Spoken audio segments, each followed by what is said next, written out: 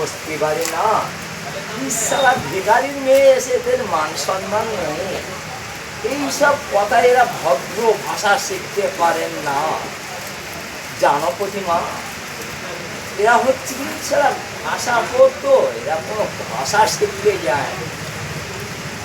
এই বস্তি বাড়ির ওই লোকগুলো পুতুল বিক্রয় করে খাওয়াতে হবে। হ্যাঁ হ্যাঁ বাবু, পুতুল বিক্রয় করে খাওয়াতে হবে।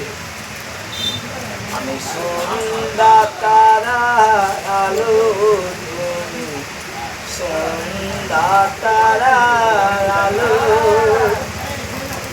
চোখের ফুলে রেখেছিল তোমার মনে যে, আয় গো তোমার মনে যে,